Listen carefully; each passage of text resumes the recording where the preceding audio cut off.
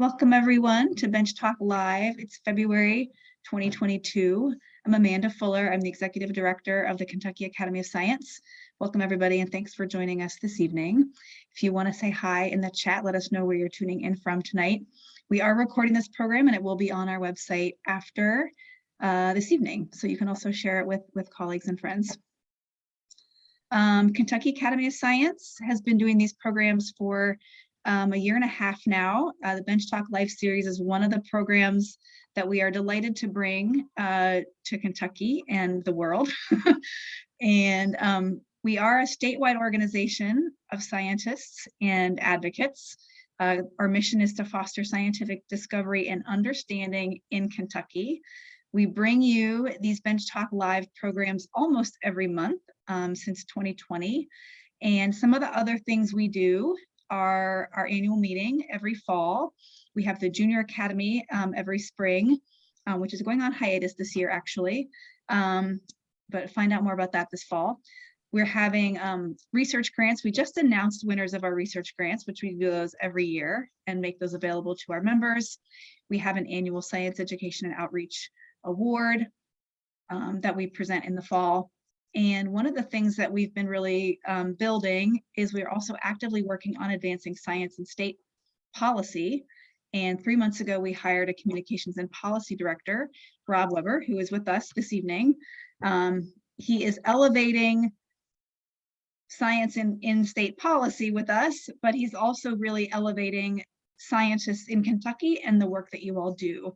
So we're very delighted to have him with us. His communications efforts are really advancing science and the visibility of science in Kentucky. So thanks, Rob. He's probably like surreptitiously listening in tonight, tweeting exciting things that he hears about nanotechnology. And he's been promoting this program on social media. So thanks, Rob, for being here. Happy to have you with us. If you want to find out more about the Kentucky Academy of Science, our website is kyscience.org. You can become a member there at no cost if you are faculty, staff, or student at one of our institutions of higher education in Kentucky, or if you're a K-12 teacher. And if you're not one of those things, the membership is very affordable, so I hope you'll go on there and become a member. We keep our members up to date on events, job opportunities, and funding opportunities around Kentucky, around the world. And that's one of the many benefits that we offer to our members. And actually tonight you're going to hear a little bit about some funding opportunities that you may be able to take advantage of. Thanks to our presenters this evening. I also want to mention that the Bench Talk Live series that this is part of is a partnership with the weekly podcast and radio show, Bench Talk, The Week in Science. The show is produced by Dave Robinson and a team of our KS members. I'll put the link in the chat so you can go and check it out. You can listen to it live. They broadcast 3 times a week, or it's online. You can listen anytime you want to. If you're a scientist and you want to let people know about the work that you're doing or something interesting that you're researching, I would encourage you to contribute to the show. You can record just a 5-minute spot on your own cell phone and then send it over to Dave and to the team, and they'd love to share what you're doing with the rest of the world. So hope you'll check that out and think about sharing your science on the radio. We will have time this evening for questions. We're going to have all the questions at the end after both of our presenters speak. So feel free to hold on to those, or you can put them in the chat as you think about them so that we can address them at the end. And I'm looking forward to having a good discussion with you all tonight. So let me introduce our first speaker.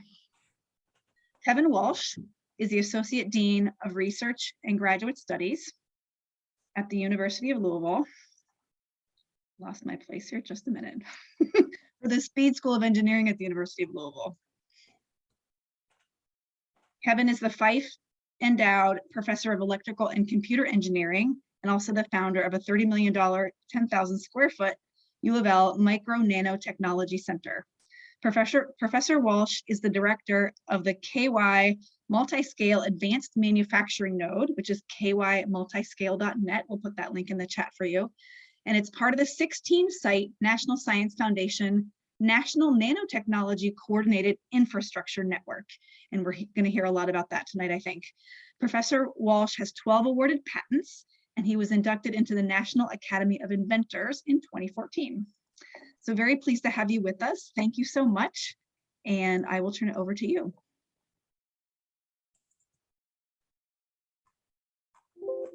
Okay, does that look okay? Okay, thank you. Well, Amanda, thank you for the opportunity to speak. We're doing a tag team here with my esteemed collaborator at University of Kentucky, Professor Todd Hastings. He and I are co-PIs on this grant that Amanda referred to, and we'll be telling you about it. I will be telling you a little bit, focus more on the core facilities and the capabilities that this provides, and a little bit of the history of it. And then Todd is going to tell you a little bit more about from the UK side, as well as research that this has enabled. So one of the best kept secrets, I think, in Kentucky is that we have quite a state-of-the-art program in micro nanotechnology. And so I will be telling you about that micro nanotechnology program, its capabilities and opportunities within the Commonwealth. All right, so first of all, a brief history, how we got to where we are today. So back in the 1990s and the early 2000s, UofL, UK, and the state of Kentucky made by leveraging different opportunities such as federal and state programs like the NSF EPSCoR program and the DOE EPSCoR program, made a concentrated effort to begin investing in key critical areas of advanced manufacturing, advanced materials, and nanotechnology. Attract highly productive faculty, setting up core facilities will allow us to compete with our peers in attracting these highly productive faculty. Consequently, as a consequence of that, it'd be increasing university research productivity. At the same time, setting up these facilities that can be used to train the STEM workforce of tomorrow. And as well as that, help catalyze economic development through startups and other support to industry. And so just to give you an example of that, in about 2001, the U of L started planning for this interdisciplinary building called Shoemaker Research Building. It was a $60 million effort there, 120,000 square feet. But the signature lab in that was basically almost the entire first floor, which was a 10,000 square foot micro nanotechnology clean room facility. It was about a $30 million facility, $10 million to build the clean room facility, another $20 million to equip it with all the state-of-the-art technology. We got a lot of help, you see, from a younger Mitch McConnell. They're shown there on the right that came for the ribbon cutting. And it's very interdisciplinary. The building is not used for teaching so much, it's more for research. So we do some training in there, and it houses engineering, physics, chemistry, biology, and medicine. The facility's been ranked top 20 in the nation there in terms of that. But that just gives you one example. There's other examples happening at the same time at both U of L and UK. And then kind of our big opportunity, our big win came in 2015, or really about a year before that, when NSF had a call for proposals here for developing a national network in nanotechnology. So these facilities are super expensive, like I referred to before. Not all universities can afford them. Not small companies typically can't afford them. And so the goal for National Science Foundation was to create this network geographically distributed around the nation that would allow users to access these state-of-the-art core facilities right there. And so they got about 100 applications, and U of L and UK teamed together, and we competed for that, and we were selected as one of these 16 sites. And as you can see from the map, we have prestigious company, right, with the likes of Stanford and Harvard and Cornell and the such. And so the goal, as I mentioned before, would to provide researchers from academia, small and large companies, as well as government, access these state-of-the-art facilities, as well as the expertise of the staff that run these facilities right there. So this is a large NSF initiative, $165 million for 10 years. And if you take a look at this geographically dispersed map there, you see all of these facilities will have all of these sites will have state-of-the-art facilities in micro nanotechnology. It consists of over 2,000 different tools. You know, some of these tools are $1 million and $5 million a pop for what's needed to make these small, interesting structures. And but besides that, each of the sites also has kind of their specialization field. And we had to specify that in our proposal. So we took around, Todd and I took a look at, well, what does UofL and UK, what do they have to offer that some of these other universities and sites doesn't have to offer? And what we saw was that we have also been involved in 3D printing and additive manufacturing for a good 20 plus years. And especially some of the stuff that Todd and his group's doing over at UK, they're doing 3D printing at the micro and nano scale as well. And so we took a look at what we're able to do, and we were able to make these 2-dimensional, 2.5-dimensional, 3-dimensional structures over a wide variety of length scales. And that kind of shows on this map here. So the theme of our site was Kentucky multiscale manufacturing and the integration of nanotechnology with these advanced manufacturing, other advanced manufacturing technologies. So we called that short, we just call it Kentucky multiscale. But that refers to the wide variety of advanced manufacturing techniques that are available to you, the users, to make a variety of things. So our goal is to actually lead the nation in the convergence of nanoscience and engineering with the emerging advanced manufacturing technologies such as rotor jet printing and et cetera, that spans multiple length scales.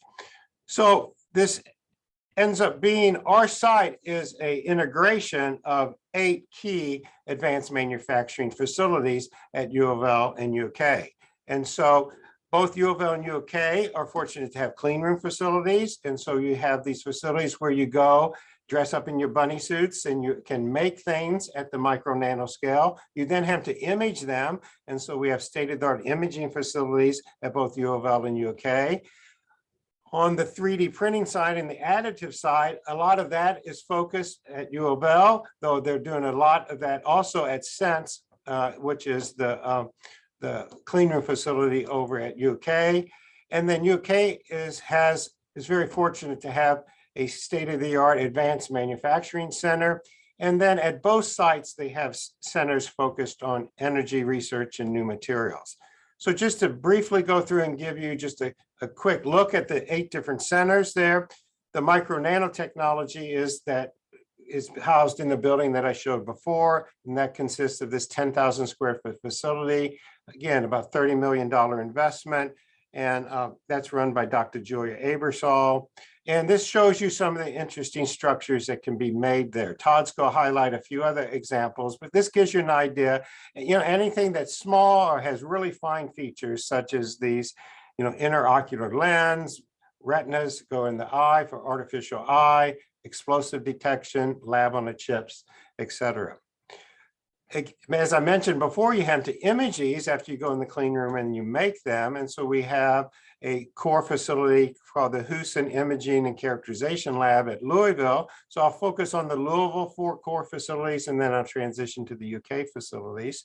And that houses state-of-the-art facilities for like scanning electron microscopes, atomic force microscopes, transmission electron microscopy, and the such. And so you get a lot of really cool images that you see here from the devices that are made in the clean room. Then on the more traditional 3D printing or additive manufacturing side, at UofL, we have a core facility called AMIS, Advanced Manufacturing Institute for Science and Technology. And that houses about 30 to 40 advanced manufacturing 3D printing. And what makes this facility unique, it's not just these benchtop printers that you can now buy, commercially, relatively low cost. These are also high-end tools that deal with what I would call functional material, meaning metals and the such. So you're no longer just prototyping, you're actually making functional parts. And so by using lasers to melt powders, you can produce these parts using these machines that come right out and can be used as functioning parts. And that's used in the healthcare industry. And you can get some interesting things using 3D printing. You can make metal balls that bounce, almost like super balls, by taking advantage of some of these properties that you can create by 3D printing. And then on the energy side, we have a core facility called the Kahn Center for Renewable Energy Research, which does focus on solving global problems related to energy and renewables. So they do research with like solar cells, biomass, and the such. And then on the UK side, they have a clean room facility over there, again, for making small things. And they have some really interesting tools over there where they can do 3D printing at the micro and nano scale. And there I show just an image of, as a demonstration part, Todd and his group made this little horse, this entry to the Nano Derby right here. This horse is about, as you see, the scale bar there is 50 microns. So this would fit basically on the diameter of a human hair right here. So this is a really, really tiny, as you see, 3D structure. And they have a lot of other interesting technologies as well. You need to image these, and they have a very competent and state-of-the-art core facility for imaging called their Electron Microscopy Center right there, that deals with a wide variety of metallurgical as well as biological materials and all sorts of imaging tools, including SEMs, TEMs, XPS, micro CT, and all the tools needed to do sample prep for that. And then they have, UofL doesn't have a material science department as such, and UK does, and along with their physics and their chemistry departments, they have a very competitive center for developing new materials called CAM, their Center for Advanced Materials. And then finally, they have a complementary center also doing research in applied energy and new materials for solving global problems related to the energy issues, and it's called CAER, Center for Applied Energy Research. So here, this slide shows that since we became a member of the NNCI, it shows how our users have dramatically increased. So that really helped with our exposure. We're still constantly trying to get the word out more about the great facilities that we are blessed to have here within this state. But this shows here that our users have gone from about 270 up to almost 400 users. And on the graph shows the distribution of our external users that come from small company, large companies, and et cetera, right here. These core facilities are heavily subsidized by the university, but we do try to recover some of those costs by charging nominal fees to access the facilities right here. And again, you see that it was a boom for us joining the NNCI because we were bringing in about $700,000 to help offset the expensive costs for running these facilities. And you see in year 4, we crossed the $1 million revenue. We cater to a wide variety of disciplines as shown on the left. You see the different disciplines that use the facility, kind of led by a lot of people doing sensor work that falls in MEMS and mechanical engineering. Then you have people developing new materials, chemistry, physics, electronics, optics are some of them. Over on the right, it shows the distribution of our external users, which is typically dominated by small companies and startups, followed by larger companies and then other academic institutions. We touch a lot of the different schools. Amanda mentioned about representation from a lot of schools across the Commonwealth. And these are where our internal users or our in-state users come from right here. But we also have users from outside Kentucky and even outside the United States. I know UK has some users that come from Japan. This just gives you a flavor of some of the industries that use our facility. These are ones that you would probably recognize, right? More mid, large size. But we also get involved with smaller companies right here. As you see, you maybe not recognize these yet. Hopefully one day you will. These are a lot of the startups that have come from the core facilities that we developed. As I mentioned before, it does cost to use the facility, but we try not to turn away anyone. And so we have a seed fund to try to promote usage of the facility. So if you're a new user, you want to try something out, you can certainly apply to become a user of any of the core facilities that I mentioned before. Besides just using the facility, there's other ways to get engaged with our effort. National Science Foundation, of course, is very interested in education and outreach and training. And so first of all, I would suggest you go to our website, which is KentuckyMultiscale.net, where it lists a lot of the different opportunities that it is to get involved. I was going to highlight just a couple of those. If you want to get our newsletter, our newsletter goes out to over 8,000 recipients here, and we'd be happy, just contact me or some of the contacts at the end of the talk, and we'd be happy to get you on that list for our newsletter right here. If you're an undergraduate student, you should be aware that National Science Foundation has a great program. They pay you $6,000 for our summer research experience, and we are a RIU site at the University of Louisville, and our students will use the clean room facilities and core facilities in their undergraduate research experience.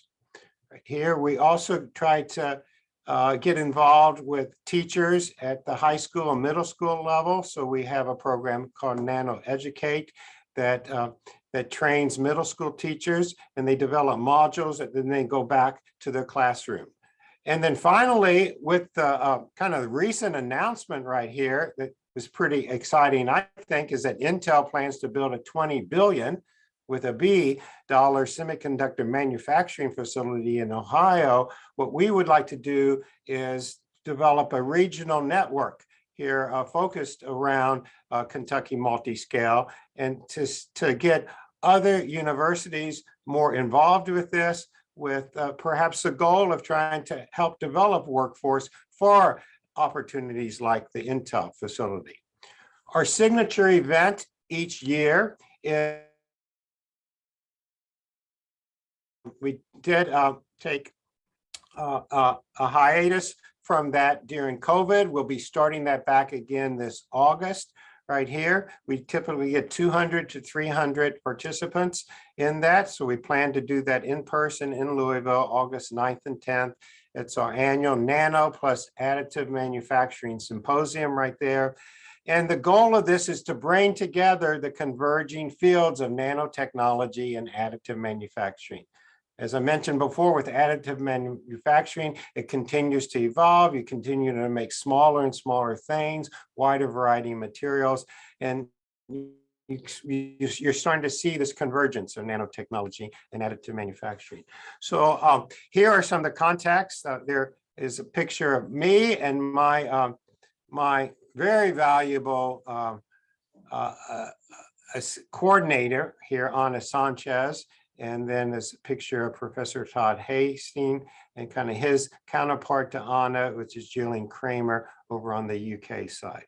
So with that, I'm going to hand off to Todd. So let me stop sharing. Excellent. Can I give my introduction that I prepared for you, Todd? Absolutely. Great. Thank you so much, Kevin. That was wonderful. I love that overview. And if people have questions, we'll just wait a few minutes until after Todd's presentation. We can do questions at the end. Okay, so Todd Hastings is going to be our next presenter. Todd Hastings is the Reese Terry Professor of Electrical and Computer Engineering at the University of Kentucky and is the Director of the Center for Nanoscale Science and Engineering. Todd holds a PhD from MIT, a master's from Purdue, and earned his bachelor's degree right here in Kentucky at Center College. Professor Hastings' research group seeks novel ways to increase the resolution, accuracy, and throughput of nanofabrication and nanomanufacturing techniques, with a particular emphasis on photonics applications for sensing, imaging, and materials characterization.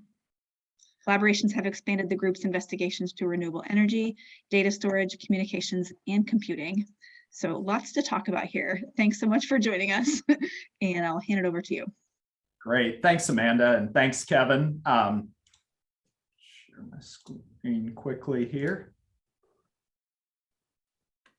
So I wanted to build on Kevin's talk and just share a few specific examples of neat projects that have been going on in Kentucky Multiscale. And these represent work by academic researchers, collaborations with industry, both companies small and large, and also educational programs that occur within the shared facilities. And I just thought it would be fun to get an idea of some of the work. And jump right in. I entitled this first section From Nanometers to Terameters. And so as I was looking through all of the exciting research that goes on at both UK and UofL in these shared facilities, there was a theme of space-based applications. And so I think many people listening tonight will be familiar with Cassini and Voyager, the deep space probes. And these missions are powered by an interesting technology called radioisotope thermoelectric generators. And essentially these use radioactive isotopes to produce heat. That heat then drives a thermoelectric material to produce electricity and power the mission for these long duration deep space efforts. And a professor here at UK, Dr. Beth Guyton in chemistry, has a really exciting project going with JPL and Caltech, where they're trying to better understand how the materials in these thermoelectric generators function, particularly in this extreme environment of space along with irradiation at the same time. And so what you're looking at here is a transmission electron microscope picture of a piece of the thermoelectric material. And what's neat about this is that not only can you look at the material at a very small scale, but you can also identify the elements that make it up. And they're particularly interested in this lanthanum, tellurium, nickel system here. But this is just sort of traditional microscopy. What got really interesting is that Beth's group could then do some in situ, or what they also call in operando, looking at the materials in their operating environment. And so you'll note that the second picture is up at 750 C, so very high temperature for microscopy. And they're studying how the interfaces in this material evolve. And by doing so, the target's to try to improve the performance of these RTGs by about 30% and to give a longer lifespan for these deep space missions. And so this was published in the Journal of Physical Chemistry last year. On a slide, looking at additive manufacturing and 3D printing for resupplying space missions. And of course, we know it's impractical to resupply a lot of missions from Earth, and for manned missions, you very well may need medical instruments. And so they've been studying how to print useful medical instruments for these missions. And so they've printed a variety of hemostats and forceps and scalpel handles. And they've given them to surgeons for testing. And this is also really neat. They've also included them in a project where a robotic surgical assistant can identify them, pick them up, orient them properly, and provide them to the surgeon in that way. And so this is another fun space-oriented project. Also down at U of L, this is a neat industry collaboration, but also for work on the International Space Station. They've developed these optical cuvettes, which are transparent holders for liquids. And NASA specifically wants to use these to study how particles behave inside liquids when they're not influenced by gravity. So the idea is that particles under gravity can jam together, sediment out, but in space, they can assemble into much more complex structures that might give new materials or even functional systems through particle assembly. And so U of L made these, met all the requirements for launch and working in the low gravity environment. You can see one of the cuvettes here. You're looking through the glass optical windows at these long, thin sample holders. And then this is one of the wafers that they were built on in the U of L clean room. So another neat space-based application. But of course, we don't do all our work targeting space applications. A lot of our work goes into figuring out new ways to build small things. And this is an example that Dr. Walsh and colleagues did of a really neat new technique to create complex nanostructures in 3D called glancing angle deposition. And if you haven't been around the micro and nanofabrication world, it's not obvious at first, but a lot of what we do layer by layer in 2 dimensions. And so going to complex structures in the 3rd dimension can be really challenging. And so what Dr. Walsh and his group found is that by working on certain substrates and controlling the angle at which we deposit materials like metals, they can make nanoscale springs, really small liquid channels, and they have a lot of different application targets in mind for this in nanofluidics and life sciences and some optical and mechanical and sensing applications. But one of the great things about having a center like Kentucky Multiscale in Kentucky is you can dedicate time toward finding new ways to make things. You're not just using off-the-shelf techniques and off-the-shelf tools all the time, but we can invent new approaches. And sort of along similar lines, Dr. Harnett, also at U of L, has done some just really cool work in kind of a non-traditional research area for micro and nano, and that's textiles.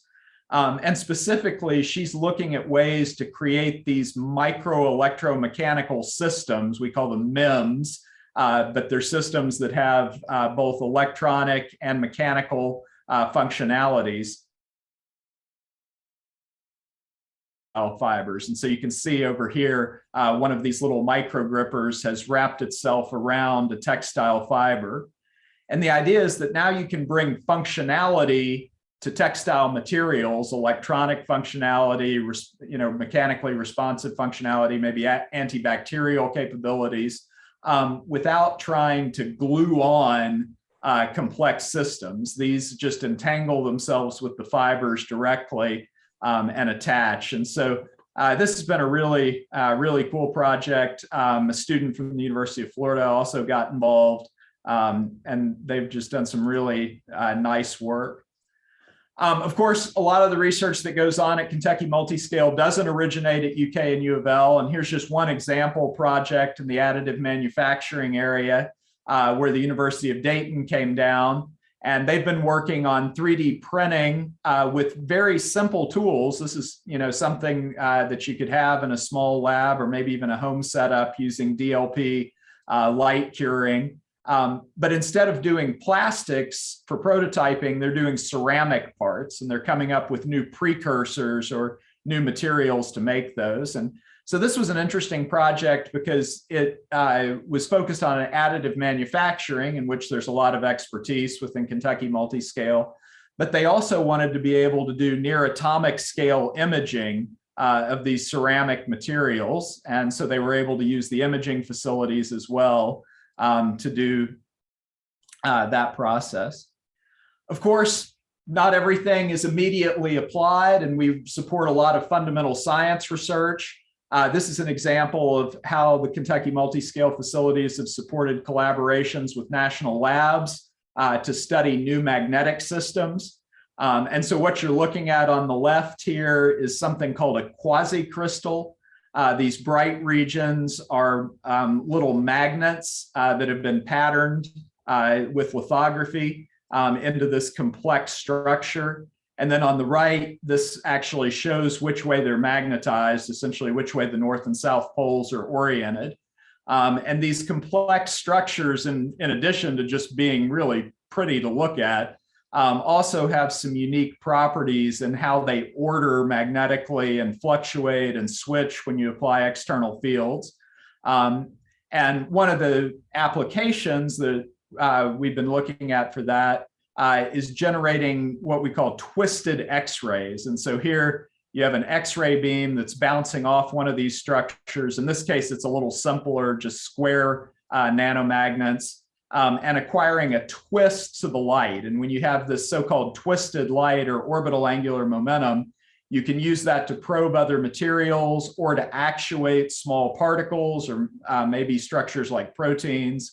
And this work is all done in collaboration. It's actually a big collaboration with Lawrence Berkeley Lab, Argonne National Lab in Chicago, and Brookhaven National Lab in New York. And also there's some participation from NIST in this as well. Kevin mentioned our capabilities in micro and nanoscale 3D printing, and I think it's something that people may want to come and use within the Kentucky Multiscale network. It's one of those things that you can come in and bring a design and print it out and get some useful parts in very short order. There's not a lot of development time if you're interested in having parts in plastic. If you want metals and that sort of thing, it's a little more complicated. But this has a lot of applications, again, in photonics, processing light, dealing with fluids, building structures to grow cells in, creating materials that shield sound or ultra lightweight. And this is the tool up in the upper left. It's called a 2-photon lithography tool. It uses ultra short, very intense pulses of light to convert a liquid monomer to a solid polymer in order to make these structures. And this is just another fun example image, kind of like the horse. This is a millimeter tall Eiffel Tower. So very small already by 3D printing scales, but gets even more impressive when you zoom in. This is 100 microns, so that's that width of a human hair again. And when you zoom in on this, you can start to see some of the detail. But interestingly, once you get down to the observation deck, you can see a person standing there that's sort of on the 10 micron scale with even submicron detail. And there's a little bit of a zoomed out version. So you can do really intricate 3D printed structures with this. And so one of the applications has been to print thin, flat optical systems. And so these are actually lenses in the sense that they focus light. Glass we would think of with a camera lens, these are just 3D printed in a flat sheet. And so on the left, you see a picture of a lens that has a bunch of nano holes in it that was able to image this little Lego figure throughout the visible and shortwave infrared spectrum. So here's a combined visible and infrared image of the Lego guy. And then in the center, these were lenses meant to integrate with a digital camera to both focus the light on the pixels and select the color to provide better color accuracy for the camera. And then on the right, you can see some of the complex three-dimensional structures that can be printed. This was actually a really small zoom lens. You can see the scale bar here is 4 microns, but this could change focal lengths. And you can imagine using these anywhere you need a really small lens, like on a camera chip, maybe for an endoscope for medicine. Or you can imagine expanding these to a large area where you would have a thin, lightweight lens system that might be good for airborne photography or space-based applications where you need something that's very lightweight. Just a couple of more fun ones to highlight collaborations with industry. Dr. Bhattacharya in chemical engineering has been studying how to generate hydrogen gas as a fuel from photo-driven bacteria. And so they bring in light, enhance it with certain nanoparticles. These bacteria produce hydrogen from waste organic acids.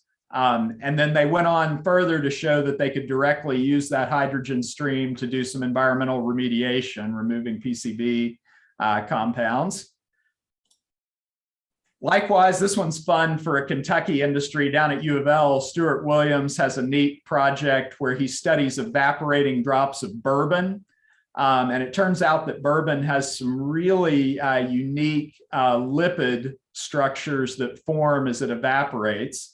And these patterns, these so-called webs in the droplets, are unique to the different processes for making the bourbon and the different types. And so not only can you study the properties of the bourbon, but you can also do some counterfeit identification, which you may know is a big problem in the bourbon industry right now. So another one very relevant to Kentucky industry right now is battery manufacturing. You may know that battery manufacturing is scaling up rapidly in Kentucky. And YT Chen's group at the University of Kentucky has been making some big advances in new composites for lithium-ion batteries, especially ones that remain mechanically flexible while improving their performance. And he's been using, again, the imaging facilities at UK to learn more about how these battery materials work.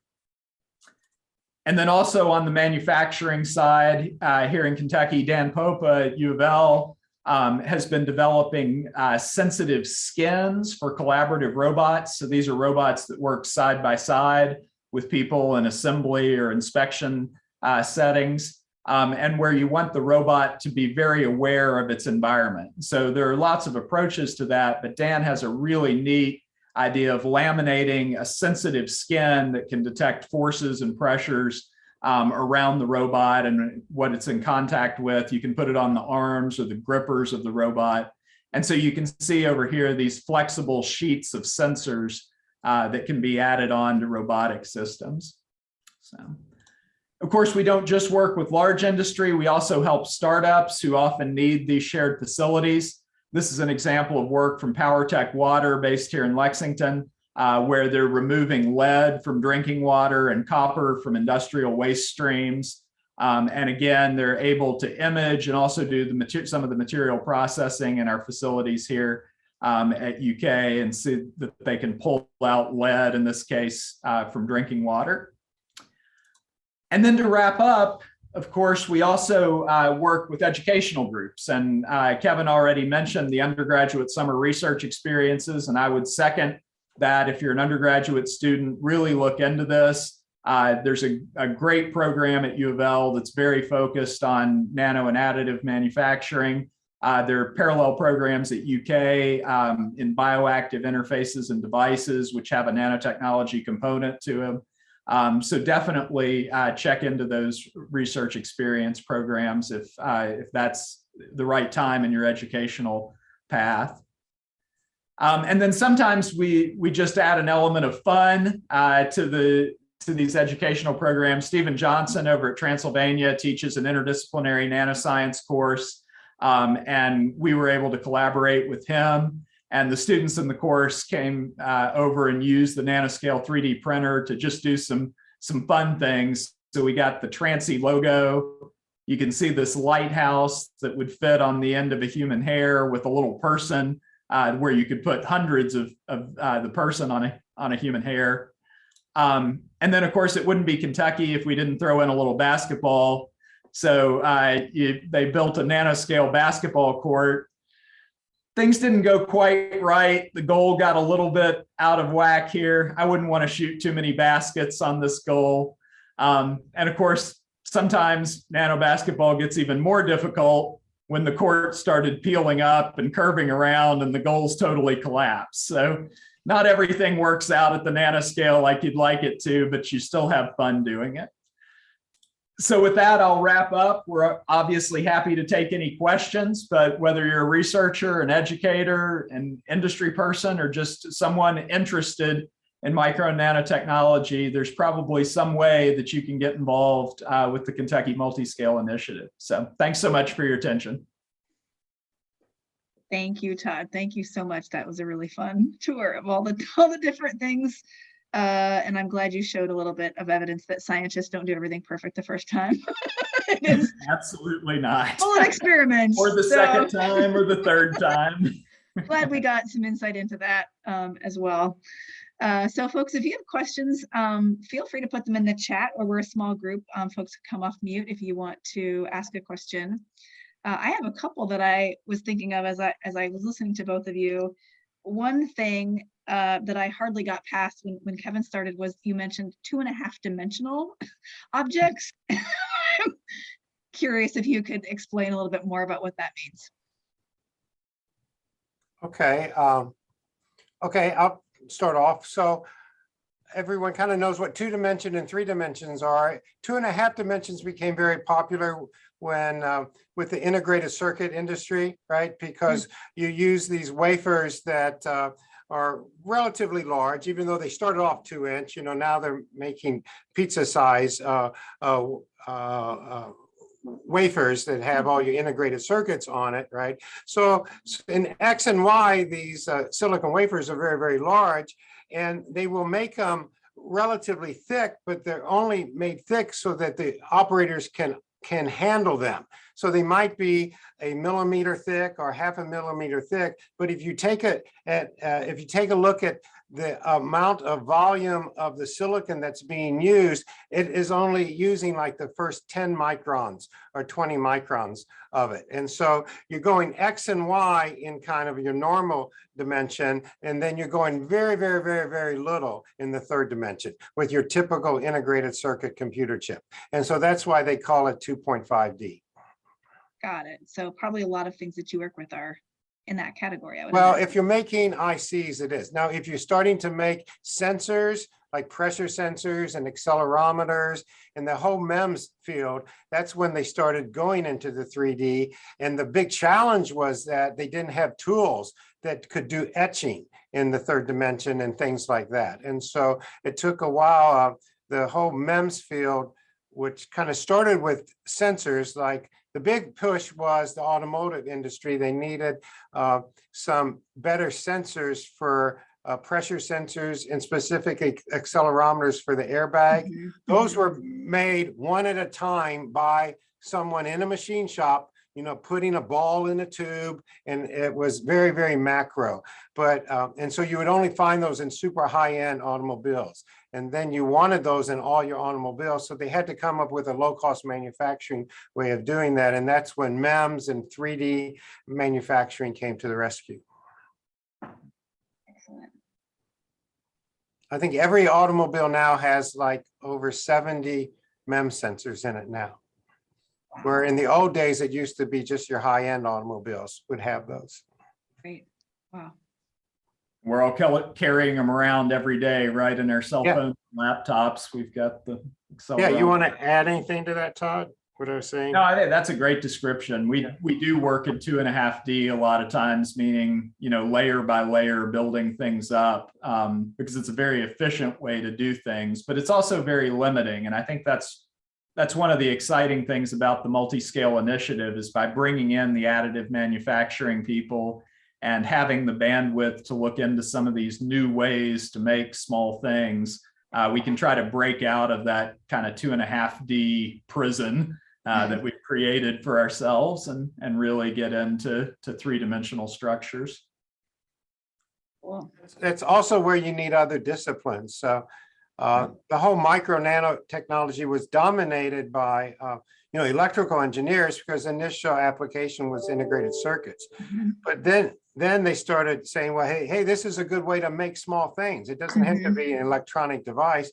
It can be a sensor. It can be a valve. It can be a flow device. It can be a microfluidic device. And so the problem was you had all these electrical engineers trying to make mechanical devices, and they really, you know, they didn't have the background. So that's where you needed scientists and engineers from other disciplines like mechanical engineering and chemistry and biology and medicine.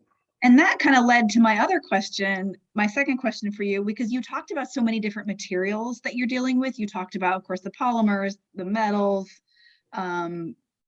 magnets, and I'm wondering, like, oh, and the lenses, like, what are the lenses made of? And ceramics, like, are there like physical limitations to what kinds of materials can actually be used in these applications or with this kind of manufacturing? Or, you know, what's the limit to the kinds of materials that we can deal with? That's a great question. Every process and tool sort of has its own material set that you can and can't work with. So I think Kevin pointed out on the additive manufacturing side, UofL has really spectacular capabilities for doing metals and ceramics and some things that you wouldn't normally find in a normal 3D printing environment. And then on the micro and nanoscale, it sort of gets even more complex in that you can do some metals and not others, and some magnets and not others. And so you really have to work through that with each project that you have. And I think it's an important part of any development effort. You have to decide what material you'd really like to have, and then what material you can manufacture, you know, in a reasonable way. Yeah, the only thing I would add to that is, for example, if you come to our clean room, it's divided up into bays. And so we have like 7 bays. So one bay might be a deposition bay. And you look at that bay and you go, why in the heck do you have 10 different tools for depositing things? And it's exactly what Todd said. Not every process can deposit every material. I mean, some things can be evaporated, some things can't, some things can be sputtered, some things can't, some things can be spun on, some things can't. And then same way in the additive field. Some things you can thermally extrude like toothpastes, and others when you can't. Some of them you can fuse together with lasers, and some of them you can't. So that's why it's expensive. There's not one tool for doing everything. Sounds like quite a playground for engineers. Well, and I would say that too. I mean, one of the great things about the Kentucky facilities is both UK and UofL have made a real effort to remain open to a lot of different materials and applications. And so unlike some clean rooms where you might go in and only be able to fabricate electronic devices because everybody's so worried about contamination and mixing things and that, the Kentucky facilities really have stayed very open-minded about what the application is and what the materials will be. So we welcome all comers in terms of materials. We'll find a way to do it carefully and safely and make it work. Excellent. I think, Todd, you have a question in there. I think it's for you from Joshua. It says, how long does it take to print something on the printer? And I think he's probably referring to your Nanoscribe 2-photon printer. That's a great question. So it totally depends on the size and resolution. If you've ever used a normal 3D printer where, you know, it extrudes the plastic, it's kind of the same idea, right? You print something large, it takes hours. You print something tiny, you can do it quickly. And we have the same challenges with that Nanoscale 3D printer. And so to do something that's like a cubic millimeter, and that sounds really tiny, right? To picture a cubic millimeter would take several hours to print. And it all comes down to the fact that within that cubic millimeter, you can have features that are 1,000 times smaller than a human hair, right? And you have to print those one by one. And so the technology is relatively new to do this nanoscale printing, but like all 3D printing, it's moving very, very fast. And so you have companies that are coming out with much higher throughput systems than that. But if you notice, all those little lenses we printed were very small for that very reason. I mean, yes, they're useful in digital cameras. Yes, they're useful in endoscopes. But part of it was just because we wanted to get something done quickly. And so it is a slow process for sure. Great question.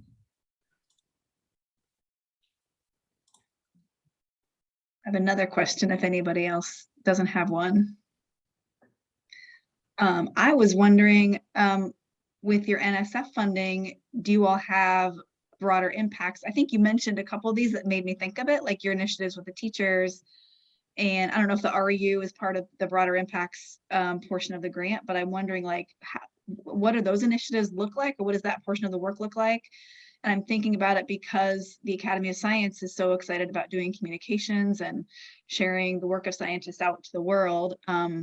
Is there overlap there? Are there ways that we could, you know, jump in on that somehow and contribute to the broader impacts? What do you call it? Like the need, you know, to share the work that you're doing out with the world. Yeah, we would love to Yes, it's a part of the grant. The middle school teachers program would be kind of considered that, and that is supported by that. The REU is a separate funded initiative, but we support additional interns and undergraduates through the NNCI award. We have a collaboration with Kentucky Science Center that's supported through the NNCI as well. We have a number of other competitions that students gets involved in. It's a nano image. It's called Plenty of Beauty at the bottom, where it's a national competition for just wonderful images at the nanoscale using scanning electron microscopes in the cell. So we have a microfluidics competition. So yes, and so we each have an outreach coordinator an education and outreach coordinator at UofL and UK. So we would be happy to explore that, as well as like some summer camps was another one that I forgot to mention. Yeah, no, Yeah, love to collaborate. I would love to explore that. Great. Because they really appreciate partnerships, because they want to see their funding. It sounds like a lot of money, $7 million, but $7 million over 10 years. By the time, you get overhead taken out of that, and it gets split among the universities, and it doesn't go as far as we would like for it to go. So they would like to see, but it's still great. It's still great that we were selected to be part of this, federal network. Well, I am so grateful to have both of you on with us tonight. I've really enjoyed the presentation, and we are going to share this on our website, as I mentioned, so people can find it at kyscience.org.